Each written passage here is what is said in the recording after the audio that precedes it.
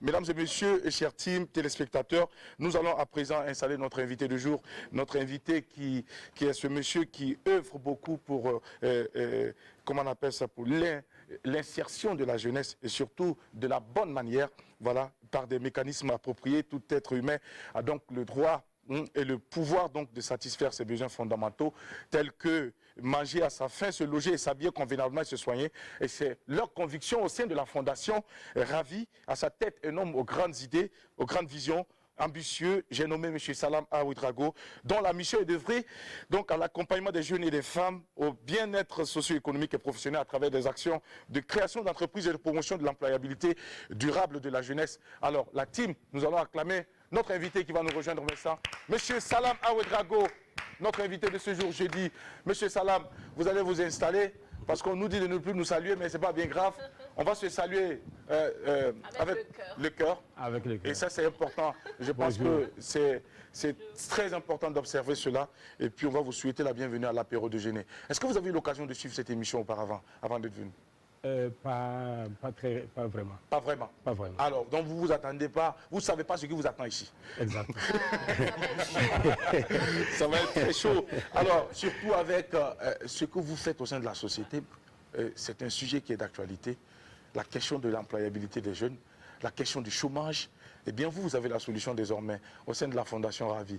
La Fondation Ravi, nous allons en parler au cours de cette émission. Mais avant, qu'est-ce que nous pouvons savoir sur monsieur Salam Ouedraogo? Qui êtes-vous?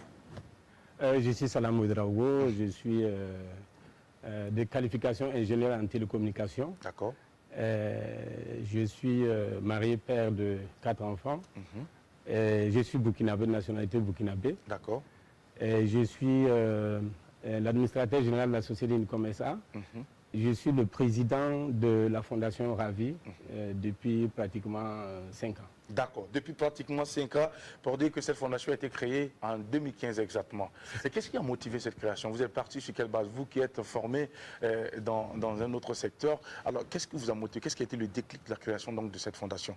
Le déclic, c'est l'amour, c'est la compassion, c'est ne pas supporter voir l'autre souffrir.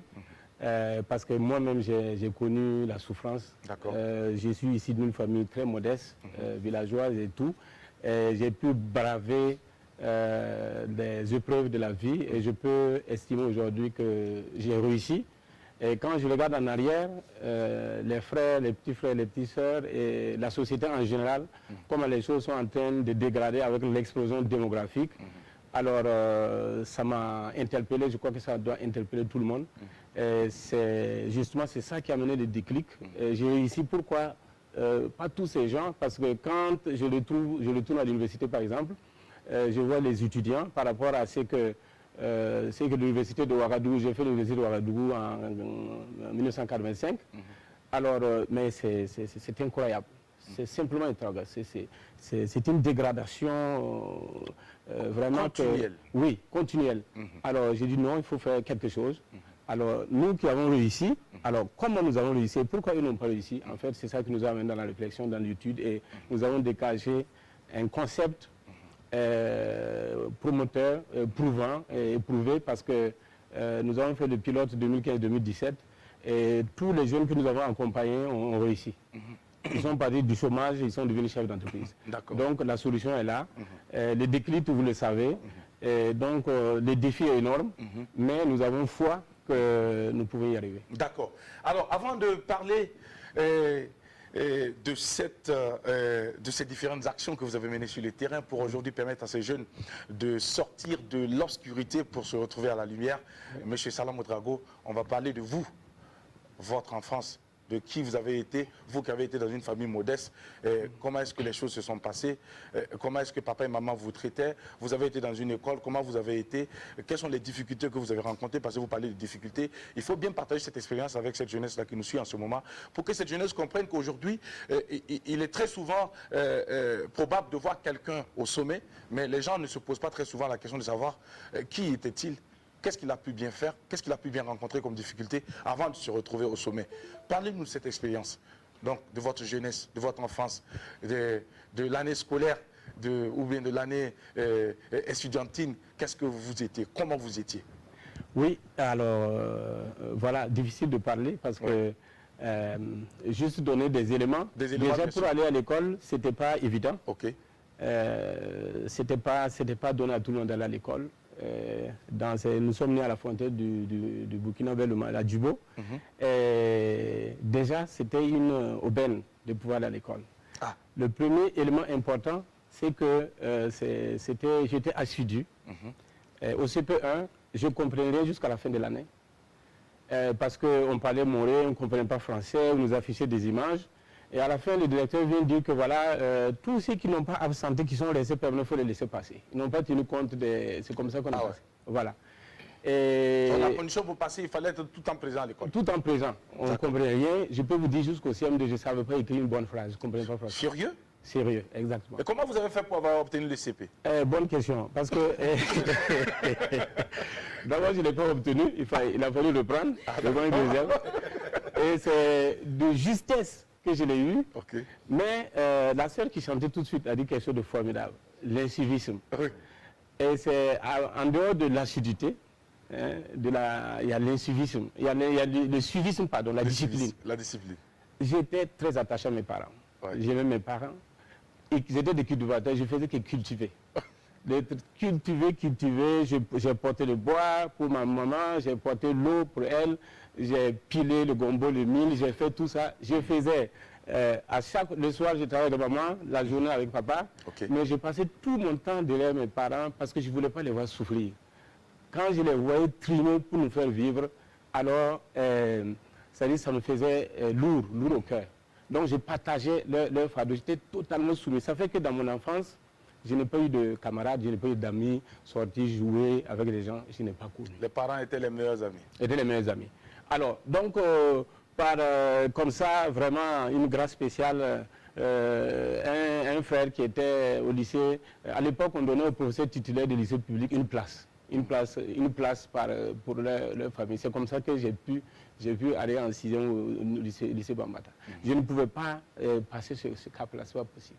Alors, et de là-bas, le déclic est venu. J'étais premier de la classe. Sérieux? Oui. Pour celui-là qui ne comprenait rien au CP1 et qui a eu la chance de passer parce qu'il était présent à l'école et qui allait obtenir le certificat de justesse, se retrouve premier au cours secondaire. Ouais. Alors, il a fallu redoubler plus d'efforts. Ouais.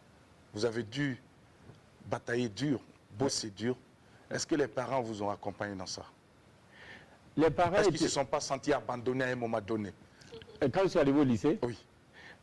Non, pas du tout. Au contraire, parce que le 31 mai, c'était les vacances. Le même jour, je suis au village. Je cultive jusqu'en septembre. Et mon père me disait que tu produis pour nous et tu ne manges pas, mais tout ce qui arrive là, c'est toi qui nous apportes. Je les ai accompagnés jusqu'à leur décès. Ouais. J'étais tout le temps avec eux. J'ai cultivé avec eux jusqu'en second cycle où ils sont décédés.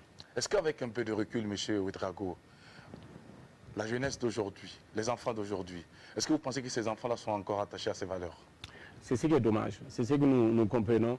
Vous savez, quand on parle de mentorship, un leadership est toujours né d'un mentorship fort. Et les parents, même s'ils n'ont pas réussi, ils ont de l'expérience. Ils savent qu'est-ce qu'il ne faut pas faire. Parce qu'ils ont fait et ils en sont à un certain niveau. Et on évite toujours quelque chose. Donc, tout ce qu'on peut appeler père est toujours une lumière pour nous empêcher de tomber dans les trous. Donc, ça, c'était un plus pour moi. Et quand je suis arrivé au lycée, j'ai compris que, en plus de l'assiduité, de la discipline, du respect de la hiérarchie, de l'autorité des parents et tout, alors il faut passer à l'acte. Il faut se bâtir, il faut prendre sa destinée en main. Ça fait que j'étudiais, je bossais, j'avais pas toute ma carrière, tout le lycée jusqu'au bac. Même chose, je n'avais pas d'amis, camarades sortir s'amuser et tout de tout. Alors nos rencontres, c'était des rencontres d'études, des rencontres de partage, des rencontres de bâtir. Parce que pour moi, l'avenir, en fait, c'est bâtir au stade de l'enfant. Enfin, moi, je dis à tous les élèves, même à l'école primaire et tout, l'avenir commence là. C'est les actes que tu commences à poser aujourd'hui qui fera de toi la personne, l'homme qu'il faut. Parce que nous sommes simplement le résultat des actes que nous avons posés au début. Si nous voulons changer la personne que nous sommes, nous avons besoin de commencer à changer les actes que nous posons au quotidien. Sinon, rien n'est changé en nous. Alors donc, quand j'ai compris ça au lycée, c'est parti jusqu'aujourd'hui. D'accord. On va rester toujours dans cet esprit, dans cette vie de la famille, de M. Salam Ouedraogo, tout petit enfant, et Sandrine Konaté, certainement, va peut-être aussi réagir si besoin il y a, au cas contraire. Oui, dans la famille, on reste dans le volet famille. Et moi, j'ai été touchée quand vous avez dit que vous venez d'une famille modeste, parce qu'aujourd'hui... on voit, mais vous avez réussi en tout cas à trouver votre voie. Aujourd'hui, on voit des jeunes, des enfants qui viennent de familles aisées. On a des répétiteurs pour chaque matière à la maison. Les parents sont plus ou moins disponibles. On met tout à la disposition de l'enfant pour pouvoir réussir, mais l'enfant ne réussit pas. Selon vous, quel peut être le problème à ce niveau? Et quand ils grandissent, maintenant, ils suivent les coachs. Voilà, ils ont besoin de coachs de vie pour pouvoir trouver leur voie. Ce que les parents les ont lancé, ils ont refusé ça pour aller plus tard payer de l'argent pour pouvoir suivre. Voilà, et c'est compliqué. Quelle peut être, selon vous, la cause de, je sais pas dire, de ce problème? Très bien. Peut-être je vous dirai juste une parenthèse. Je faisais 7 km à pied pour aller à l'école au lycée. Wow. Tous les jours à pied. Et il y a eu des moments où je n'avais pas suffisamment de fournitures scolaires. D'accord. Hein? Dans l'année, on donne la liste. Alors, qu'est-ce que je faisais? J'avais 4 cahiers. Je commence d'un côté maths, de l'autre côté physique. Et je vais dans le même cahier. Wow. Et quand ça se rencontre au milieu, je demande des doubles feuilles à gauche, à droite. Je dis, est-ce que je peux avoir une double feuille? Et c'est comme ça que je faisais, je pouvais. Et les livres, vous prenez chez les voisins? Les livres, je dis, voilà, qu'est-ce que tu utilises ce soir? Si du maths, je prends le livre de physique. C'est comme ça que j'ai travaillé. Du luxe. Voilà, c'était du luxe. Mais je vous dis, moi qui faisais comme ça, les mêmes me donnaient de volontiers les feuilles, les livres, parce qu'ils venaient à la maison toujours pour demander des explications en maths et en physique. Et voilà. Alors, moi, ce que je veux dire par rapport à cette question, il faut savoir qu'est-ce qui est essentiel en l'homme, en l'enfant. Qu'est-ce qu'il faut rêver en l'enfant. Ça c'est le rôle du parent. C'est le rôle du parent. Parce que l'erreur que les parents commettent, c'est en pensant qu'en donnant tout aux enfants, alors c'est là qu'ils vont réussir. Au contraire. En fait, c'est de l'adversité que le miracle se produit. C'est souvent dans les situations difficiles que l'enfant se réveille. Et nous pouvons remarquer, dans certains cas, c'est souvent après le décès des parents que certains enfants deviennent eux-mêmes. C'est ça. Alors, donc, et ce que moi je dis aux parents quand je les parle, ça c'est peut-être discutable, mais c'est réel. Le grand héritage qu'un parent peut laisser à son enfant, ce n'est pas l'argent, ce n'est pas les comptes bancaires, ce n'est pas les immeubles, ce n'est pas les maisons, c'est simplement l'expérience qu'il a eue de la vie. Ce qu'il a appris de la vie, c'est le plus grand héritage qu'un père peut transmettre à son enfant, l'éducation. Alors, s'il a ça, le peu qu'il a, il peut faire fructifier. S'il n'a pas ça, tout ce que nous donnons, ça va partir en fumée en quelques instants. Donc, en gros, c'est la faute des parents qui donnent tout aux enfants et tout ça. Est-ce que les enfants d'hier, vous, et les enfants d'aujourd'hui, nos enfants, sont plus ou moins pareils? Peut-être à votre époque, il fallait, même si les parents ont les moyens, vous confronter à l'adversité. Mais est-ce que les enfants d'aujourd'hui, qu'on dit très souvent fragiles et sensibles, si on les confronte trop à la difficulté, est-ce que ça ne va pas les contribuer même à les perdre davantage? Au contraire, en fait, il faut les faire comprendre d'abord. Il faut impliquer leur compréhension, leur adhésion. Avant, en fait, c'est pas aussi de la, comment dirais-je, c'est pas aussi être tortionnaire, faire souffrir les enfants. Non. Mais il faut faire attention aussi à tout ce qu'on dit, droit des enfants, droit du suicide. Il faut faire beaucoup attention parce que l'être humain, quand vous parlez, je vais aller directement sur mes enfants aussi à moi, qui sont de cette génération. Et j'ai toujours eu, qu'elle m'excuse, mon épouse, à des difficultés avec mon épouse. Parce que souvent, elle me trouve trop dur avec les enfants. Un jour, on était en pleine bourse, on était en crevaison. J'ai dit, voilà, les enfants, ils étaient quoi, 15 ans, 12, 10 ans. Et je leur ai dit, non, nous, on ferait aller chercher un tronc de bois dans le village qui est là, et que pour qu'on puisse, on avait fait des criques. Ah, il dit, non, on ne peut pas faire ça. Les enfants vont aller, il faut qu'ils partent. Ça va, ça peut les arriver un jour. Bref, Un jour, j'étais en panne et il y avait les enfants. J'ai dit, voilà, je laisse dedans, vous allez me pousser. On passait les cités entre les gens, me regardaient, je dis, mais ça, c'est quelqu'un qui fait souffrir les enfants. Fait souffrir les enfants. Aujourd'hui, quand il y a une panne, ces enfants, ils changent la roue de secours, ils montent tout, ils font tout sur la voiture, eux-mêmes et tout. Et tous ceux qu'on les a, ils sont devenus indépendants, autonomes. Super. Même, il y a des moments, certaines situations, on les laisse dans certaines épreuves, mais on les suit à distance. D'accord. Et je pense que c'est dans l'épreuve que l'homme s'édifie. Et la vie dans laquelle nous sommes, en fait, est une course infernale. Et sur la voie de cette course, il y a des épreuves, il y a des combats qu'il faut combattre.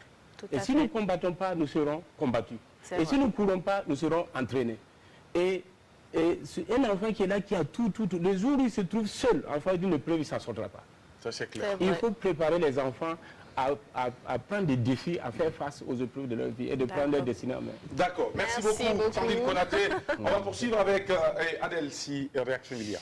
Oui. Alors, moi, je suis vraiment hypnotisée par votre vécu, déjà. Merci. Et beaucoup de respect, et beaucoup, enfin, disons qu'il y a pas mal de points où je me reconnais. Ah, d'accord. Et sincèrement, moi, je salue votre courage et votre persévérance pour ça.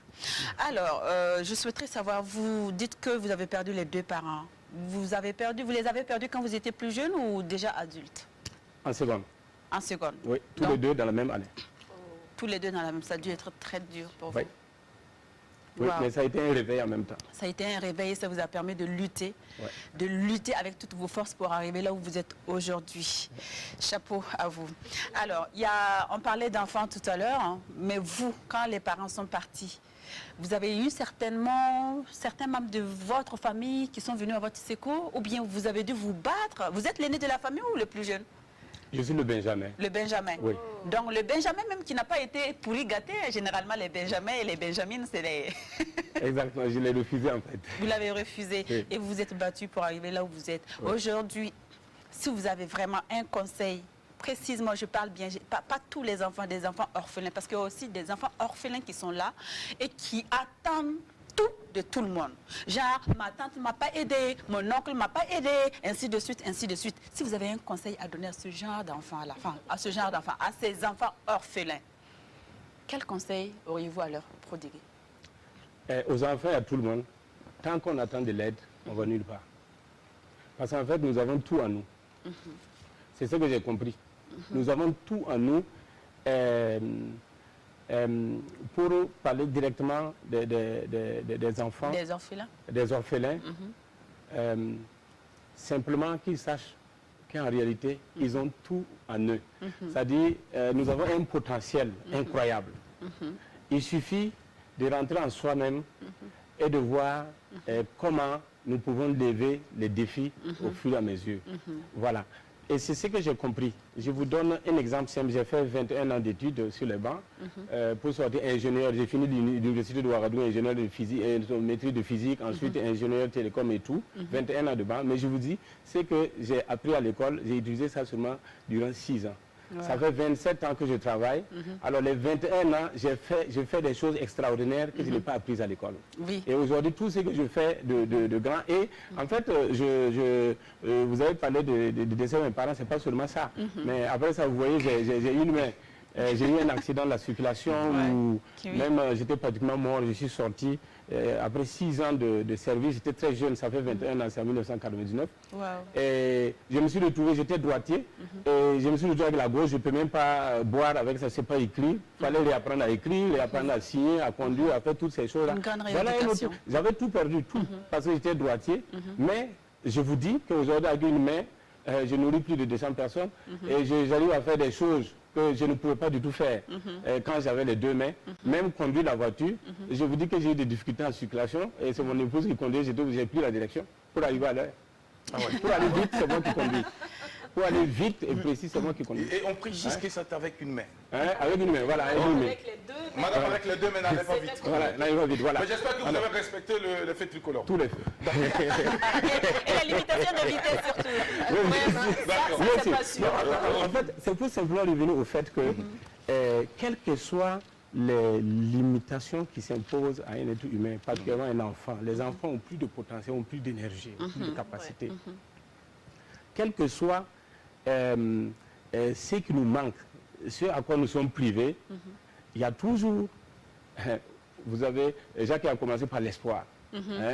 Il faut déjà ça. Il faut déjà ça. Avoir cette lueur d'espoir. Il faut savoir, voilà. Il faut reconnaître que demain, il y a bonheur devant. Demain, il y a mieux qui nous attend. Le pire, c'est que demain sera mieux. C'est tout ça qui nous donne la force d'aller. Si par exemple on sait que demain, il n'y a rien de bien devant, c'est pas sûr qu'on va aller. C'est pas sûr. Voilà. Donc l'espoir, c'est la base de toute chose. C'est ça, l'espoir, c'est la voie. Déjà, l'espoir. Maintenant, après l'espoir, il faut rejoindre à l'espoir. Il a aussi dit la patience. Tout à fait. Et à la patience, il faut joindre la persévérance. Oui. Parce qu'on peut être patient jusqu'à un certain moment, on commence à dire que non, persévère, jamais, persévère, continue. Au moment où tu as envie de lâcher, c'est là que tu dois redoubler plus d'efforts. Et rester ferme. Après la persévérance, il faut joindre l'acte. Parce qu'il ne faut pas seulement espérer. Et faut pas, parce que ce n'est pas les dreams, ce n'est pas le rêve. Oui. Le rêve ne s'accomplit pas, mais c'est l'acte qui accomplit le rêve. Donc il faut l'acte. Les gens parlent, ils rêvent, ils écrivent, ils vont des projets, mais il n'y a pas d'action immédiate. Maintenant, après l'action, il faut ajouter une chose importante, le sacrifice. Ah oui. Voilà, le sacrifice. Passé. Et si vous avez pu rentrer dans tout ça, alors vous allez sortir, vous allez avoir en fait le potentiel. Et c'est ce que nous utilisons à la Fondation. C'est ce que nous développons. En fait, nous ne parlons pas de développement personnel, nous parlons de transformation personnelle. Parce que l'être humain peut être transformé de ce qu'il est, de rien du tout, pour être en fait tout. Et pour être une source. Voilà. Donc, à ces orphelins, rien n'est perdu. À ceux qui demandent, attendent de l'aide, ce n'est pas nécessaire. Levez-vous et battez-vous. Levez-vous et battez-vous. Et prenez vos... Parce que personne... Regardez même... Je ne parle même pas à l'échelle de l'enfant. Je ne parle pas à l'échelle même des parents. Parlons même à l'échelle des nations. Dites-moi quel pays a été développé par l'aide. Quel pays a été développé par un autre pays par l'aide? L'aide même te crée des problèmes, puisque l'aide est conditionnée. Voilà. Et les pays qui sont les pays développés aujourd'hui, regardez, ils sont partis par là, par le sacrifice, par les fils du pays, par ce qu'ils ont. Je ne vais pas citer de pays, mais il y a des pays qui n'ont rien, ils n'ont pas de l'or, ils n'ont rien, mais aujourd'hui, ils brillent. Ils n'ont pas reçu de l'aide, ils ne sont pas basés sur l'aide. Nous avons des ressources endogènes, nous avons une population qui est là, nous avons un savoir-faire, nous avons tout. J'ai dit tout est en nous, autour de nous. Mais il suffit de se lever, c'est tout. Il faut réveiller en eux le talent, il faut réveiller en eux le guerrier qui somnole. Que les uns et les autres comprennent qu'au fond de nous, il y a forcément quelque chose. Merci Jacques. Quelque part. Qui fera de nous des hommes qui se démarquent. Et tant que nous ne partons pas chercher tout au fond de nous, avec la dernière énergie, on passera toujours à côté. On sera de ceux qui diront toujours, ah, on a essayé en vain, on a tout fait, il n'y a pas de solution. Mais mon frère, ma soeur, qu'est-ce que tu as posé comme acte? Merci. Merci. Est-ce que tu as sacrifié? Est-ce que je peux vous faire un témoignage? Oui. Pour vous assurer. Bien sûr. Oui. Vous savez, c'est pour juste encourager nos jeunes, nos frères, voilà. Unicom, je disais que j'étais l'administrateur général. Unicom, en fait, c'était un télécentre. C'était un télécentre de mon épouse en 98. Oui. Et moi, ingénieur télécom, j'ai été consultant international, revenu, ça ne va pas et tout. Finalement, j'ai commencé à donner un coup de main. Et qu'est-ce qui s'est passé la même année? Ça, c'est après l'accident, quelques 10 ans après, je me suis retrouvé paralysé. On m'a évacué à l'extérieur. J'étais sur le fauteuil roulant. Sérieux? Oui, j'ai franchi. Je peux vous donner 10, j'ai prévu, c'était la mort, 10 au moins. Mais j'ai déjà franchi, ils sont derrière moi. C'est pour vous dire, mais tout ça, après chaque épreuve, il y a une édification formidable. Il y a une leçon formidable. Il y a comme une rage, une audace d'aller plus loin. Alors, pendant que j'étais là, couché, paralysé, 5 jours sans dormir, morphine et tout, et on nous appelle que, je vais donner les noms pour qu'on puisse vérifier, la Fondation Désir voulait un système de visioconférence. Voilà. Et j'ai dit à mon épouse, écoute, tu sais, ton télécentre peut proposer ça. Et c'est couché que j'ai monté l'offre, déposé, après nous avons été détenus. Wow. Et maintenant, il fallait venir défendre avec d'autres concurrents. Je ne pouvais pas marcher. Mon épouse m'a pris sous l'épaule. Elle est rentrée sous mon époux me soulever, c'était au premier étage, à des yeux, fondation des yeux ici. Salle, c'est pas comme les conférences là-bas. Il fallait me supporter, vous voyez, avec mon poids, pour me faire monter en salle. J'ai pris le micro et j'ai défendu l'offre. Et nous avons eu le marché de 17 millions. Et c'est ça qui a lancé le Télécentre, qui est devenu, après, enfin, ce qu'elle est aujourd'hui, avec un chiffre d'affaires de près de 800 millions par an. Et vous voyez, il fallait que moi je me chiffre d'affaires, c'est combien? 800 millions par an. 800 millions Ça par an. mérite applaudissements. Vous savez, M. Ouedraogo, très souvent on entend les chiffres, on les entend toujours. Mais le problème, c'est qu'on les jamais vu. C'est vrai. Maintenant, c'est matin, il fallait amener au moins 25 millions de produits. Jackie, il faut faire un coup de cœur à madame. Parce que dans toutes ces épreuves, c'est sûr qu'il y a de nombreuses femmes qui se seraient cassées il y a longtemps. C'est clair. Vraiment, Bon, et puis, vraiment, et puis madame. aussi, moi, je ne dirais pas comment on appelle, un coup de cœur à madame. Bravo. Moi, je dirais plutôt à madame, comment je veux dire? C'est une femme. Madame, merci pour votre patience. Vraiment. Merci pour votre présence aux côtés de M. Ouedraogo. Tout à fait. Merci pour avoir fait de lui ce qu'il est aujourd'hui. Wow. Et à celle qui était à côté, qui attendait que le flux soit mûr pour venir cueillir, eh bien, vous avez tapé poteau. Ça, c'est clair. Et voilà. Merci. Merci beaucoup. Merci. Vous voyez ma soeur, si combien de personnes dans ma situation, j'ai oublié les professeurs qui m'ont suivi, mais il fallait prendre la morphine pour dormir. Je peux faire 5 jours sans dormir. Des douleurs incroyables. À cause de la douleur. J'étais quand mon époux sort, je suis sur lui, elle revient et me trouve à terre. Et c'est dans cette situation que j'ai composé l'offre. Et c'est dans cette situation que je suis allé défendre. Combien de jeunes, combien de personnes dans cette situation diraient que je suis malade, je ne peux rien faire. Je ne peux rien faire. Voilà, je suis handicapé, je suis paralysé, je suis souffrant, je ne peux rien faire. Nous pouvons toujours faire. Quelque chose. En fait, Tant que nous avons le souffle. Tant que nous avons le souffle, voilà. Ouais. C'est pour vous dire les conditions dans lesquelles tout ça s'est venu. Et que les gens, il ne faut pas qu'ils s'asseyent pour attendre l'aide de qui que ce soit. Vous voyez ce déclic-là, c'est dans une situation atroce, difficile que ce déclic est venu. Et les portes sont ouvertes et voilà, on a été leader de la visioconférence sur toute l'Afrique de l'Ouest. Nous avons déployé sur 22 pays. Même en France, nous avons envoyé des ingénieurs aller installer là-bas. 22 pays. Bravo. Voilà, mais c'est parti de là, c'est parti de ce déclic-là. Mais est-ce qu'on a reçu l'aide? Non. On a reçu. Non, tout est venu de nous et autour de nous. Mon épouse qui m'a supporté, on est allé et voilà, c'est parti. C'est pourquoi que les gens arrêtent de dire que je n'ai pas l'aide ici, un tel n'a pas été, je n'ai pas pu faire l'école, mon épouse n'a jamais été à l'école, si vous voulez, vous pouvez le savoir. Et maintenant, ce qu'il faut savoir, c'est simplement que tout est en nous. Et il ne faut rien attendre. Tant que nous attendons, rien ne va se passer. En fait, c'est le problème de la jeunesse aujourd'hui. Le problème de la jeunesse qui est bien, j'allais dire, développé par M. Ouedraogo, et nous partageons cet avis, parce que nous côtoyons aussi des jeunes comme nous, au quotidien, qui nous rappellent toujours, pour des petites raisons qui n'en valent pas la peine, voici, j'ai des maux de tête, je ne peux pas faire ça, je ne peux pas aller travailler. Eh bien, M. Ouedraogo, vous venez de nous rassurer encore et de nous rappeler qu'il n'y a rien qui doit nous arrêter tant que nous vivons. Tant que nous respirons, il faut y aller parce que le bonheur, il est plus loin là-bas, mais pour seulement ceux qui sont aptes et prêts à braver les difficultés et à subir, à accepter toute forme de souffrance pour y arriver. Et en ce moment, lorsque vous le consommez, il est très doux. Oh oui, j'ai remarqué. Le goût de ça. Et d'ailleurs, M. Ouedraogo, ce que vous êtes en train de dire est soutenu par les paroles saintes. Même dans les livres saints, il est dit, l'homme mangera à la sueur de son front. Je ne peux pas comprendre quelqu'un qui puisse vouloir manger sans avoir sué. Moi, quand je transpire et que je sue, lorsque je gagne 5 francs, mais imaginez comment je... Tu n'as même pas pitié de ça. J'ai pas pitié du poulet.